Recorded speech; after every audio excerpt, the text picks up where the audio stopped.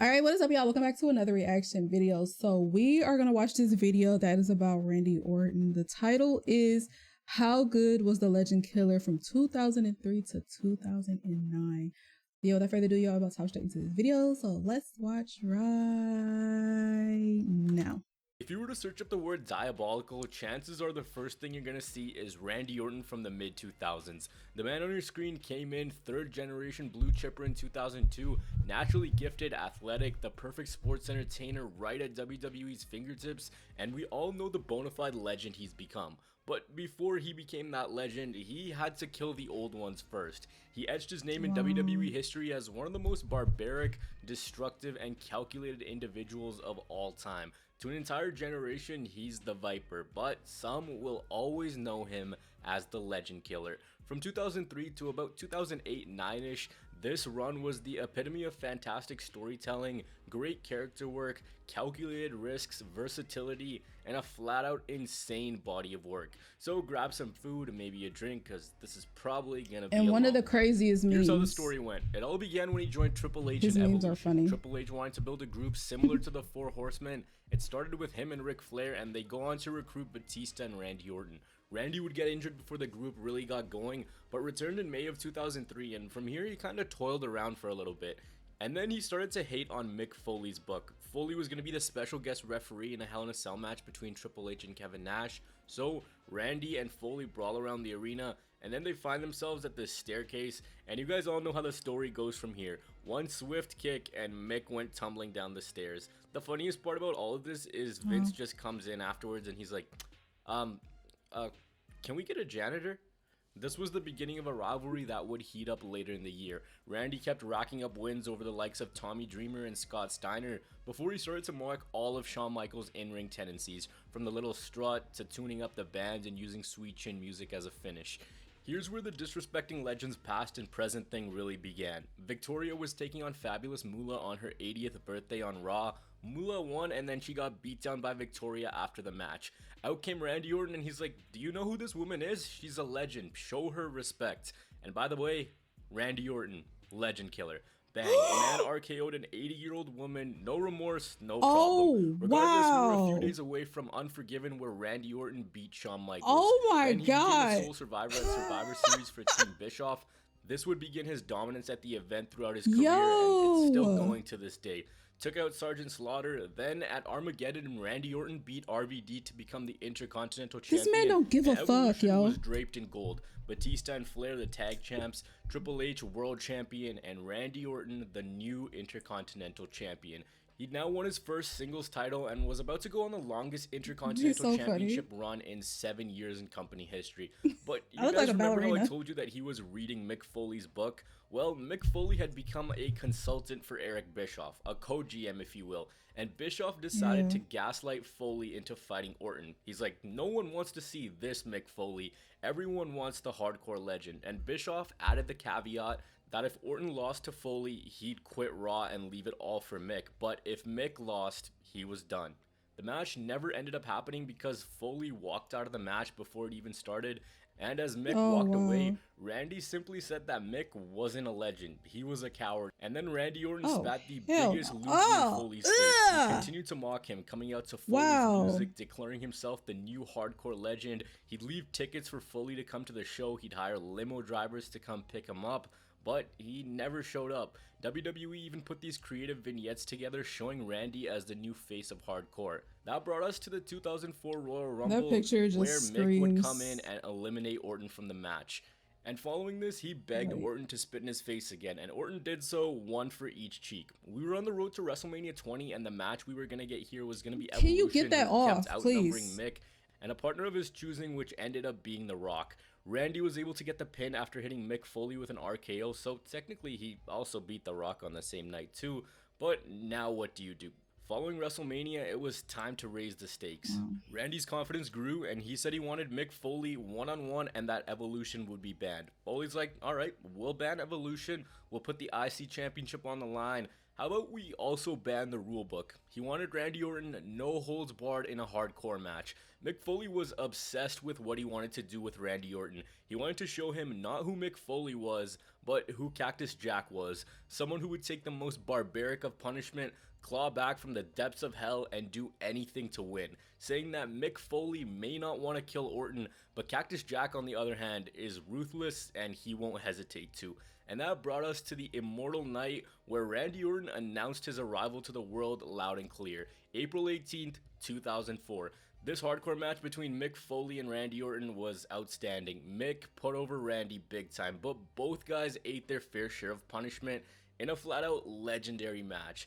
They put this hardcore stipulation on and they did it justice. From steel steps to barbed wires, some insane spots in this, to thumbtacks, and both guys were busted open.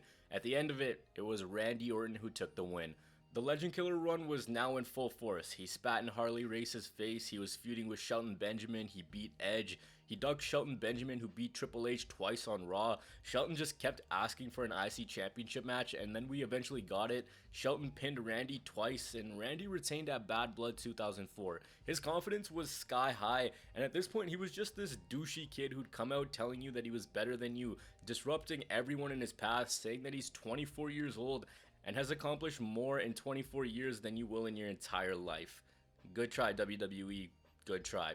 Following Bad Blood, Orton began a feud with Edge, who was also on the rise at this time and he'd returned from injury. Meanwhile, Evolution was still riding high. Triple H was taking a break from being in the main events and the World Heavyweight Champion, so he was focusing on Shawn Michaels and then eventually Eugene. Ring Around a Rosie, Bouncy Castles, aka Eugene's office, Lita's impregnation storyline. Raw during this time was something else. Randy lost his Intercontinental Championship to Edge at Vengeance, ending his reign at 210 days, but there was something bigger brewing for Randy Orton. After failing to get back the IC Championship, Randy won a 20-man Battle Royal to become the new #1 contender to the World Heavyweight Championship. He was headed to the main event of SummerSlam, but on that same show where Orton won the title opportunity, Triple H couldn't get the job done against Chris Benoit, and Triple H didn't seem very happy about Orton being the #1 contender. Triple H's life revolved around that championship. Randy pinned Benoit on Raw in a tag team match, and Orton was simply calling it destiny. It was his destiny to become the youngest world champion in WWE history. Brock had won the WWE title at age 25 in 2002. Randy was 24, and that's exactly what he did. In the main event of SummerSlam 2004, Orton, for the first time in his career, was the king of the industry. He won the World Heavyweight Championship, and he had done it. At a very young age, WWE was showing that this is their guy moving forward. This also created this weird dynamic in Evolution. It was always Triple H who was the top guy and the world champion, but now it looked like it was Orton's turn to lead. Only problem is, Triple H, he's not about that side character life.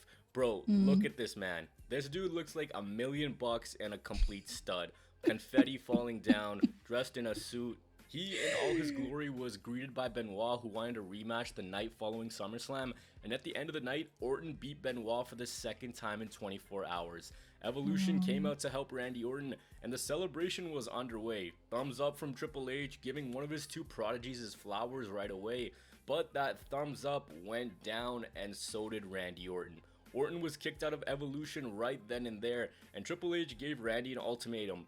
Put the title in his hand, lay down flat in the ring, and take the pin 1, 2, 3. But Orton didn't do that. Spat in Triple H's face, and the face turn was underway. It really would have benefited WWE to wait a little bit. Maybe keep Orton in Evolution and just slowly draw things out, but they didn't. The plan was to see how Orton would fare as a top guy. He'd come out doing the most run-of-the-mill stuff, talking about how Evolution was all about Triple H and how he was using others, how he beat Benoit and Triple H couldn't. Long story short, Randy Orton as a babyface would say stuff like this. Oh my god. He beat Randy Orton. I mean, how are you supposed to all of a sudden cheer for a guy who is just destroying everyone in his sight, being the biggest sleazeball? Doesn't matter the age, doesn't matter the gender. If you fell off a cage, you could have been on a ventilator and Randy Orton would have RKO'd your ass. For Orton, the end of his first title reign came at Unforgiven, where Triple H won back the World Heavyweight Championship, but for Randy Orton, the chase continued a short while after that. He was still hopping out of cakes and embarrassing Triple H. At this time, the RKO also started to be presented as big league because of how sudden and impactful the move was. Orton could hit it out of nowhere, but his quest for the world title and experiment of being one of Raw's top guys was unfortunately over by October of 2004. He beat Ric Flair in a steel cage match at Taboo Tuesday, Team Orton beat Team Triple H at Survivor Series, and headed into 2005, it was just kind of whatever. He didn't have much momentum to him, he'd regressed, he was kind of lost. He couldn't get the job done at New Year's Revolution, where Triple H again regained the world title, and the plan headed into WrestleMania 21 was for Randy Orton to face off against Triple H and definitively beat him. But instead, Batista caught fire and those plans were changed. Orton, because of his backstage antics, his immaturity, and how he didn't click as a babyface, was ruled out. And let's also set one thing straight. There's a lot of talk about how his reactions as a babyface were really bad. That is completely not true. You can search up clips for yourself, the crowd loved him. The issue here was, what's he supposed to be? Look at him. Everything to be a bad guy is on his side. Why would he come out pretending to cry? Randy was gonna have one more shot at the world title at the Royal Rumble, which he that role would have been like. And he had a couple weeks of fighting randoms. WrestleMania was just a few weeks away, and it didn't look like Orton was gonna. They gave him the perfect role. He talks to Shawn Michaels and he's like, "All right, Mania season's coming up. Where do I go from here? Who can I wrestle?" Shawn himself didn't know. The next week, he runs into superstar Billy Graham and he tells them that, "All right, last year you beat Mick Foley. This year you should step out and become someone very unique." And Randy's got a magazine in hand, puts it down, and on the cover of the magazine is The Undertaker. Now we're at that legendary feud between The Undertaker and Randy Orton. Orton came out the next week and he laid out his challenge for WrestleMania. He wanted The Undertaker. He wanted to end the 12-0 streak. He wanted to go back to killing legends. RKO'd Eric Bischoff and he was a heel again. The next week on the highlight reel, RKO's Jake the Snake Roberts, goes to SmackDown, bitch slaps The Undertaker, who used his mystical powers to scare the living shit out of Orton. But the next week, what does Randy Orton do? He RKO's his own girlfriend on live television, planted a kiss on her, but because she didn't show full confidence in him, the man had gone fully psychotic. If you didn't believe in him, he was gonna kill you. He didn't care, man, woman, animal, bus, truck, child. He was gonna end you right then and there. RKO a bus. A little bit more than he could chew, and his dad went to SmackDown and he was talking to The Undertaker, basically begging him to have mercy on his son. But of course, it was all a ruse. The match at WrestleMania 21 was really fun. So many close falls, a fantastic chokeslam into an RKO counter. This ended with Undertaker making his streak 13-0. Rumor has it that Orton was supposed to beat the streak but respectfully declined. He was also late for the rehearsal of this match, himself admitting, quote, "I was 24 and a little bit of a prick back then." Randy had come the closest of anyone to ending the streak, but this rivalry wasn't over just yet. Randy took on Batista the next night on Raw and he injured his shoulder, causing him to be out for 4 months. He was away until July of 2005. He returned, this time as a member of the SmackDown brand. Undertaker was facing JBL, and from behind, Orton hit an RKO to keep this thing going. And here's where he went fully psychotic. He said he wasn't gonna rest until he beat The Undertaker. It got into his head that he could beat anyone he tried to, but The Undertaker was a hurdle that he just couldn't overcome. So the match was made official for SummerSlam. But Undertaker made sure that Randy Orton would have nightmares, fogging up ringside, sending cryptic videos on the Titantron. Just look at Randy Orton's face. The SummerSlam match was okay, and the finish saw Randy Orton get the win after Bob Orton dressed up as whatever this is, and Bob Orton remained at Randy's side for the rest of this rivalry. After SummerSlam, even though Taker was gone, Randy would not stop talking about his win, telling everyone that he's auctioning off a DVD for Taker's retirement fund, and the legend of The Undertaker was dead, and that was all thanks to him. Brought out a check for Taker's retirement fund, and Taker used his superpowers to burn this check. Randy also decided to get in on these mind games. Him and his dad brought out a casket, but this wasn't just something that was to spook Taker out. These guys put an Undertaker mannequin into the casket to mess with him. Little did they know that this was the actual Undertaker. So they're facing off the next week, and Taker beat Orton that night on SmackDown. So head to head, the record was 2-1 Undertaker. But things were far from over. These two men were obsessed with caskets. At this point, Taker put both the Ortons in a casket to mess with them. Since it was 2-on-1 at No Mercy, Taker was going to wrestle both Ortons in a handicap match, and the Ortons went on to win this match. But it was the aftermath of this match that was the craziest part. With the Undertaker locked inside this black casket, the Ortons wheel this thing up to the top of the ramp.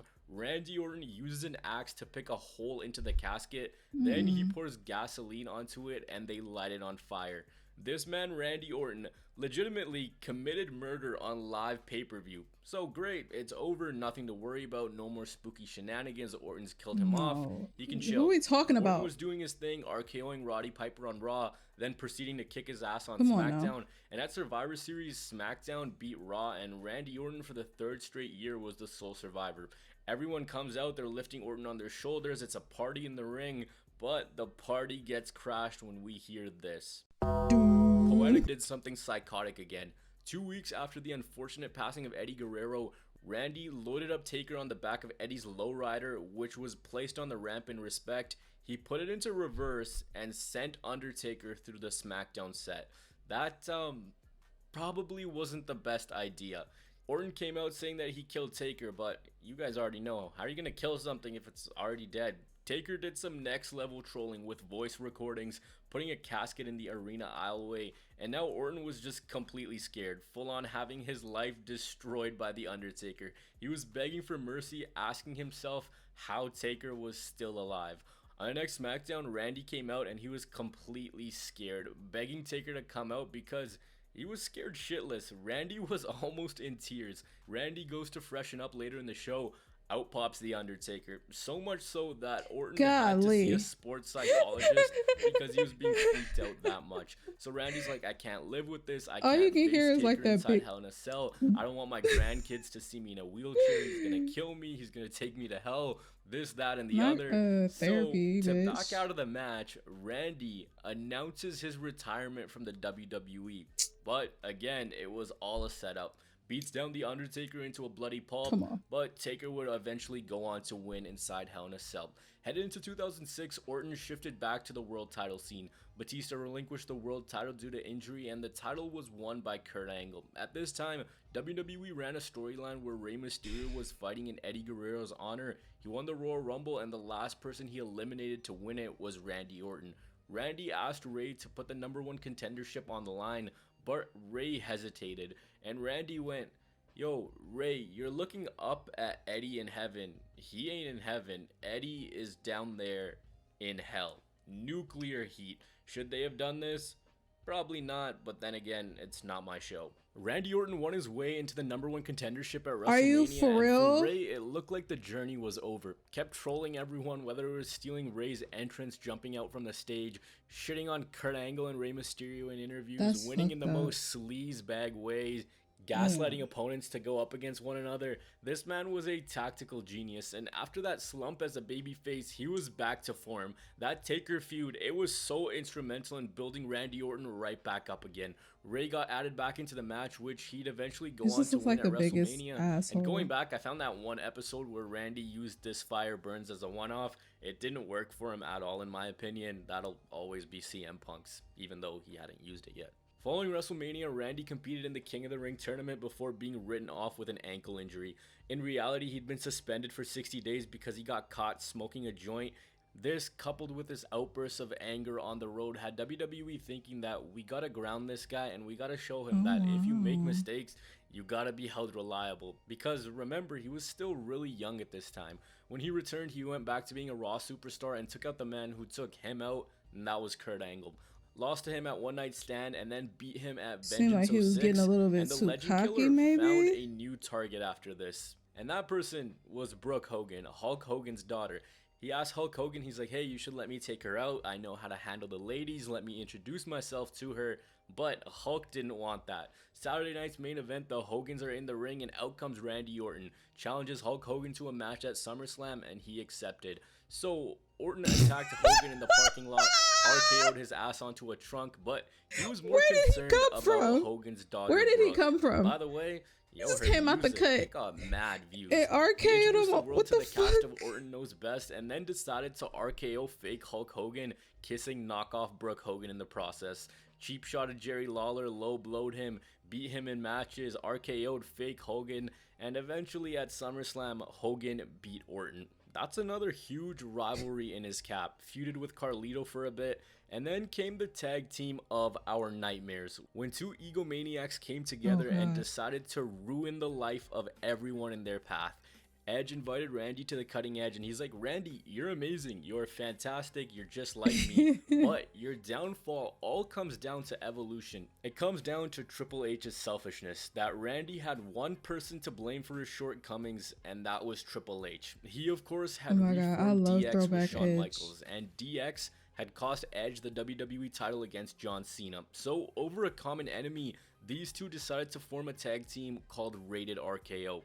They came out impersonating DX, poking fun at their age, before they beat them at Cyber Sunday, which was actually one of very few times DX lost in this run. Huge feather in their cap again. The next night, Rated RKO had a tag team title match that DX interfered in. This led us to a Survivor Series match where it was Team DX versus Team Rated RKO. 2 weeks before this match, these sickos captured the World Tag Team titles. Team DX won at Survivor Series, but these two maniacs, they weren't done. They left Flair bloodied, and to end Raw, it looked like an absolute crime scene. These bastards first beat down Flair, who was completely helpless, blood pouring from everywhere, and then they hit him with a concerto twice. Then, when they were done with him, 2 concertos to Triple H and a double RKO to Shawn Michaels. I'll probably get in trouble if I show you how bloody everyone was, but man, they were such good heels.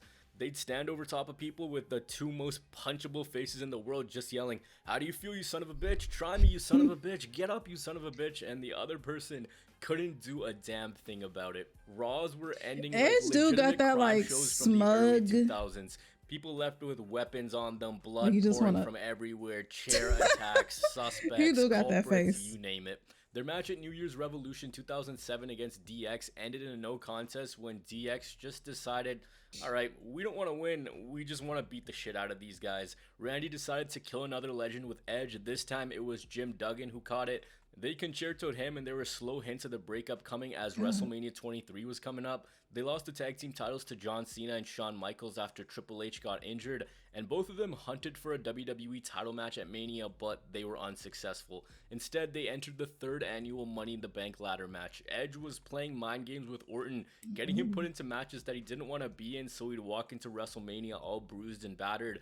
And at WrestleMania, that didn't really matter. Both of them were unsuccessful at their chase of the Money in the Bank briefcase. But following this, Randy Orton said that he wanted the WWE Championship, and that led us to a phenomenal match at Backlash. Every single picture, he's making Cena, that face. Edge, Michaels, and Orton for the WWE title. In my opinion, this match still doesn't get its due for just how awesome it was. But for Orton, this wasn't so awesome because he lost. See, throughout this video, things have been pretty up and down for Orton, but there's been way more ups than downs. But for most of it, he's been a sicko heel. He's killed legends, he's left people bloodied, he's destroyed everyone in his path, he's set caskets on fire, RKO'd 80-year-old woman, his own girlfriend, legends of every shape and size. Slowly, he started to become the most destructive version of himself again, had another feud with HBK beating him at Judgment Day, and then started to call himself the Legend Killer again. After a feud with RVD, he went back to destroying legends, and he introduced what would become synonymous with him, a move that, if hit in real life or even in the WWE, would have seriously either injured or potentially killed someone, and that was the punt. Beat Dusty Rhodes in a Texas bull rope match, punted his ass out right there. Next up on Orton's hit list was Sergeant Slaughter. Lights out for him, goodbye, see you at the hospital. At SummerSlam, it was going to be Cena versus Orton, and in the build-up to this match, this man Randy Orton was laying out John Cena at every turn. The two had a great match at SummerSlam 07. It's sometimes forgotten because of the negative connotation of this rivalry. After SummerSlam, Orton wanted a rematch, but Cena didn't accept. So, Orton took matters into his own hands. What do you do when no one listens to you? Yeah, you kick their dad in the head. Randy decided to punt out John Cena, and as he goes for the wind-up, he's about to connect, he stops. It's like a light bulb goes off in his head, and in the crowd is Cena's dad. He pulls him over the barricade and just rips a punt right into John Cena Sr. At Unforgiven, Orton won the match by DQ because Cena just lost his mind and he wanted to kill Orton. After that, Cena's dad punted out Orton. The night after Unforgiven, it's blood. Randy Orton versus John Cena. Not that John Cena though, John Cena Sr. Randy wanted to make sure that father and son had a little bit of bonding time together. So what does he do? He handcuffs John Cena to the ring rope, and Randy Orton slowly, methodically takes his time to destroy Cena's dad, while Mr. Invisibility can't do anything but watch. Randy was leading a path of destruction, and after the punt, no one could stand. So at No Mercy, it was going to be a last man standing match for the WWE title. That match never happened because Cena got injured, so Mr. McMahon simply presented the WWE title to Randy Orton, and on this night, there were 3 different WWE title matches. Triple H weaseled his way into a championship match, he won it, defended against Umaga later on before Orton would win again at the end of the night. One thing that I forgot to mention was when he feuded with Shawn Michaels, he took him out, but 5 months later, Michaels was back for revenge. At Cyber Sunday, Randy defended against Michaels, and he got himself very conveniently disqualified to retain the WWE title. This man was squeaking out wins in the most nefarious of ways. Low blow to HBK when he was about to hit Sweet Chin Music, and this man knew exactly what he was doing. Shawn Michaels pinned Randy Orton in a tag team match and got another chance at the WWE title at Survivor Series, but the rules this time were if Shawn used Sweet Chin Music, he'd lose and could never challenge as long as Randy was WWE champion. But if Orton intentionally got DQ'd, which was something that was becoming a trend, he'd lose the WWE title. The loser of this match was HBK, but next up for Orton was Chris Jericho. After 2 years away, Y2J was back. At Armageddon, Randy retained his title against Jericho because JBL interfered and took him out. His reign so far was really good. Next up for him was Jeff Hardy. Hardy pinned Randy in late 07, and they were going to face off at the Royal Rumble. Randy was just talking slow, his cadence was low. He looked like he was on drugs, and you had no clue what was going on inside his mind. Randy Orton just casually decided, alright, I'm feuding with Jeff Hardy.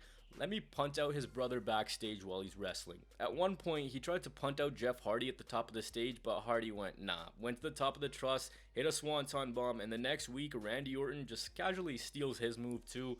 Twist of fate, see you later. For Jeff, it wasn't his time just yet. Randy retained the title, but for Orton, an old foe returned on that same show, and that was John Cena. He won the Royal Rumble, and this idiot Cena didn't want his match at WrestleMania. He wanted it at No Way Out. Also, it should be noted that at this time the Viper name came in, but we're gonna go a little bit longer. Cena at No Way Out won by DQ when Orton slapped the referee in the face to get himself disqualified, and on that same night, Triple H became the #1 contender to the WWE Championship.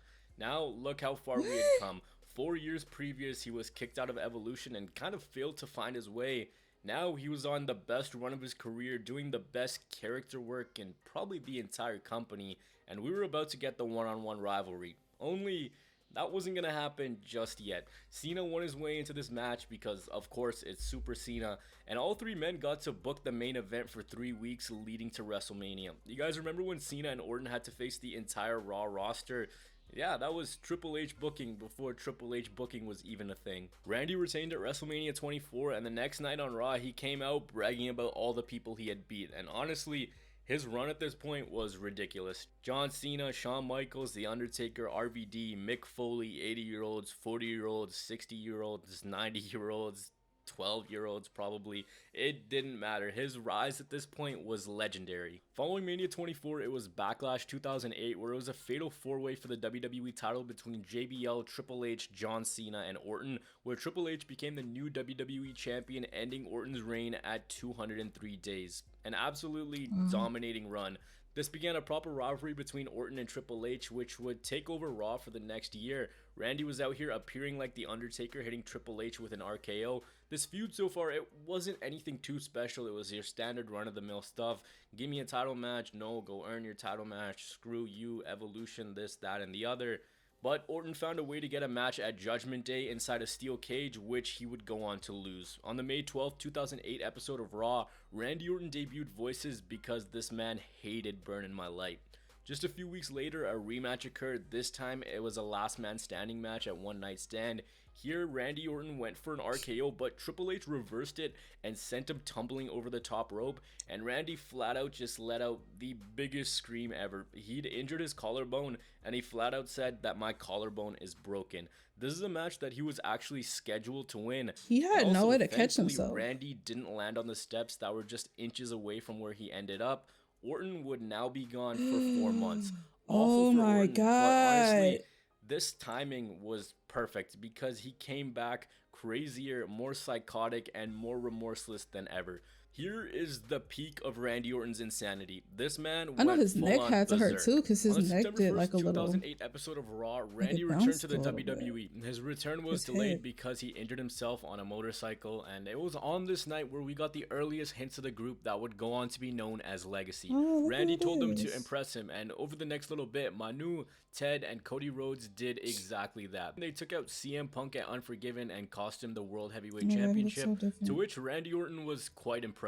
The thing with Randy when he returned was he was saying that he couldn't be touched because he was still injured. When CM Punk shoved him down, he told Raw GM Mike Adamle to resign as GM.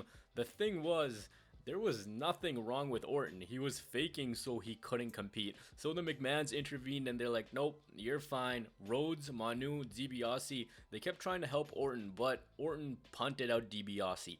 At Survivor Series, we got Team Orton versus Team Batista, with Orton's team taking the win. And then in December, the group became official. Randy Orton said that the legacy had officially begun. Fitting enough, their first match as an official group was against Triple H and Batista. Batista beat Orton at Armageddon, and Orton punted him out and put him on the shelf. Now we were in 2009, and Manu was kicked out of Legacy once Ted DiBiase returned. You know how I said that the McMahons were involved in this? Well, this is probably the storyline that you guys may be waiting all video to see. Mike Adamle resigned as the Raw GM, and in his place was Stephanie McMahon. She put Orton in a match against CM Punk, and Orton was getting pissed because he didn't get any WWE title matches. So Orton went into Steph's office. He pissed off Steph, and Steph slapped Randy. Later in the night, Mr. McMahon returned, and Randy came down to the ring, and he's like, Steph's worthless, Steph's this, that, and the other, screw your daughter. She's basically useless now that she's popped you out some grandkids. Vince was pissed, and he asked Randy to apologize to his daughter, and if he didn't, he was going to terminate Randy Orton right then and there. And right as Vince is about to say you're fired, Randy beats his ass and punts him in the head. Steph rushes down and she's an emotional wreck, watching her 65-year-old father get kicked flush in the head. The way Steph was crying, you'd think that Vince was actually dead. To add insult to injury, the following weekend, Randy won the Royal Rumble. He entered at number 8, and the last person he eliminated to do so was Triple H. We needed an explanation from Orton. Why did he do what he did? He told everyone that he had intermittent explosive disorder, that he had mental problems, that he had a loss of control resulting in outbursts of physical violence. He had lawsuits ready for Steph if she was going to fire him, injunctions. He was full on ready to cancel WrestleMania. Basically, he's like, I have mental issues and you can't use that against me. He said that WWE knew about it and did nothing about it. So what does Steph do? Instead of firing him, she brings back Shane McMahon to fight for his dad. This man Randy was backstage about to punt out Stephanie McMahon before Shane took the bullet for his sister and caught one right in the chest. The No Way Out match was a fun brawl that slowed down towards the end. Randy Orton RKO'd his ass and took the win. And on that same night, Triple H won the chamber match to become WWE champion. So it's the night after No Way Out, and Shane challenged Randy to a rematch, thinking if it didn't work the first time, it'll work the second. And Steph's like, no, please don't do it, because she knew that Randy was going to destroy this man. But we all know Shane's obsession with self-inflicted pain. End of the night, both guys kill each other, but it ends like it always does when Randy Orton's involved, with a punt kick. Steph comes down and she's crying over her fallen older brother. Steph's crying, she's a wreck, she looks like she's about to faint. And then Randy Orton takes things one step further by RKOing Stephanie McMahon. I knew she was gonna get it. I knew she was gonna get one. Balls to do that. He was hearing voices in his head, and the voices told him, that person right there, hitting an RKO. He immediately realized what he had just done, and Randy's acting was top notch. He spun this saying that he was the victim and the McMahons were intentionally trying to provoke him, and then Triple H entered this story trying to protect his wife. They had a full-on chase scene on Raw. Randy ran away from Triple H, who was incensed. This man was chasing down Randy Orton, ready to go full Aaron Judge on his head. He locked himself in a locker room, tried to barricade things up before escaping in a car. Literally the most chicken shit heel tactics, and Triple H was swinging for the fences.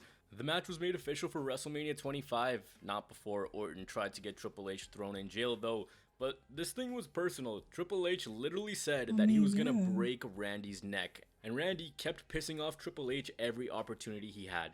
So Legacy beat down Triple H on SmackDown, and Randy's like, alright, I think I have to go into retreat because Triple H, if it's one-on-one, he's probably gonna do something really bad to me. So he's watching the show from home. He didn't show up to WWE. It was gonna be a 2-on-1 handicap match. Triple H versus Rhodes and DiBiase. Randy, as I said, was chilling at home. But Triple H didn't show up to this match. Talking all that shit. He showed up at Orton's house and he hunted him down. This home invasion was epic. Triple H just stalking Randy Orton in his house for a little bit, looking in every single corner to find Orton. And then once he found him, they brawled. Orton goes through the window and Triple H got arrested. 2 weeks before Mania, Legacy beat down Triple H viciously and they handcuffed him to the ring rope. He was defenseless and he couldn't do anything. Randy Orton's there and he's like, okay, only one person can save you now, and she'd better hurry. They beat him down with a sledgehammer, and Orton is about to kill Triple H with a sledgehammer. But down comes Steph. I know some of you probably waited the entire video for this one. Steph gets boxed in. She has no choice but to get in the ring. She's begging and pleading for her husband to be let go. Just as she's about to step in, Randy hits a draping DDT to Stephanie. Triple H can't do anything but watch. That's bad enough, a draping DDT in front of her husband, but he takes things one step further. He's got Triple H's sledgehammer in hand, and only he knew what was going on in his head at that time. He looks like he's about to finish off Stephanie for good, but instead, he throws away the hammer. With Triple H handcuffed, Randy turns over an unconscious Stephanie McMahon, plants a kiss right onto Stephanie in front of the man she's married to. He's fucking deranged. Destroyed the McMahons one by one, and everything had come full circle. It was Triple H versus Randy Orton, and this is the most vicious Randy had ever been. Triple H, Shane, and Vince came out and they got revenge for Steph, and they beat the hell out of Legacy. And the match at WrestleMania was won by Triple H. He retained his title, and this match, not so good. Epic rivalry. Anticlimactic match. For Randy, he'd win the title on and off throughout the year. He was still berserk trying to blow up John Cena with pyro, but this was peak sicko Randy Orton, and this run of 6 years was his greatest consecutive run of work in his career, in my opinion. The rivalries gave us memorable moments, the matches were special, the run just became iconic. The Legend Killer is forever one of WWE's best characters ever. Did it all hit? No, but it hit way more times than it missed. They've tried to revive this character so many times, most notably during the pandemic when Randy started wearing night vision goggles, but this original run, it was just beautiful. It just worked. You had this upstart douchey kid, just have him go out and make him look like he's better than everyone. I'd pinpoint the Triple H feud in 09, the Foley rivalry, and the Undertaker rivalry as the height of this run. When he went full bald, this dude was something else. His matches were well done. He's one of the greatest heels of all time. But what do you guys think? Do you agree with me that this is his greatest collection of character and in-ring work together? Or do you think of a different time frame? Honestly, I don't think this peak has been matched at all. These good or bad videos, I try to keep them under 25 minutes, but this one went a bit long, 6 years in under 30 minutes. I tried, but I just couldn't get it. As always, I hope you guys enjoyed. Do take very good care of yourself. I did not know that he was so deranged at one point. Oh my god, he tried to kill John Cena with pyro, and then he fucked up the whole McMahon family, basically, and then he fucked up what's her face? I did not know that he was so like unhinged. I didn't know that. I thought he was just like, you know, a pretty boy. I never really paid much attention to Randy Orton like that. So like I never really got into his stories, especially like the pay-per-view shit. Like I've never seen a pay-per-view show, and I feel like that's where I miss a lot of like the really good juicy shit. Like what they show on TV is like good too, but the shit that you gotta pay for, that's when you really get into like some really crazy some like really crazy stories and shit that happen that they don't show on TV. But yeah, this nigga's fucking crazy. Leave some comments down below. Let me know what you guys think. And yeah, this man RKO'd the 80 or 60-year-old woman. Yeah, fucking deranged. Leave some comments down below. See you guys later. Bye.